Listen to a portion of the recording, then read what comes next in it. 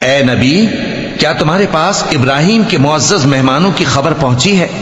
جب وہ ان کے پاس آئے تو سلام کہا، انہوں نے بھی جواب میں سلام کہا۔ دیکھا تو ایسے لوگ کہ نہ جان نہ پہچان۔ پھر وہ اپنے گھر جا کر ایک بھنا ہوا موٹا بچڑا لائے اور کھانے کے لیے ان کے آگے رکھ دیا۔ کہنے لگے کہ آپ تناول کیوں نہیں فرماتے؟ اور ان سے خوف محسوس کیا۔ انہوں نے کہا کہ خوف نہ کیجے، اور ان کو ایک دانش مند لڑکے کی بشارت سنائی۔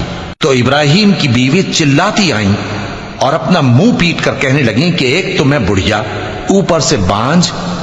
انہوں نے کہا تمہارے پروردگار نے یوں ہی فرمایا ہے، وہ بے شک صاحب حکمت ہے، خبردار ہے۔ ابراہیم نے کہا کہ فرشتو، اب تمہارا اصل کام کیا ہے؟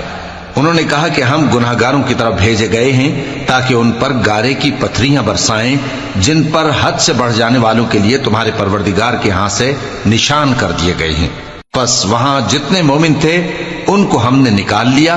پھر اس بستی میں ہم نے ایک گھر کے سوا مسلمانوں کا کوئی گھر نہ پایا، اور جو لوگ عذاب علیم سے ڈرتے ہیں ان کے لیے ہم نے وہاں نشانی چھوڑ دی۔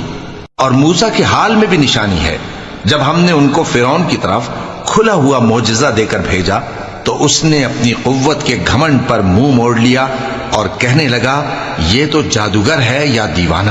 تو ہم نے اس کو اور اس کے لشکروں کو پکڑ لیا اور ان کو سمندر میں پھینک دیا، اور وہ کام ہی قابل ملامت کرتا تھا۔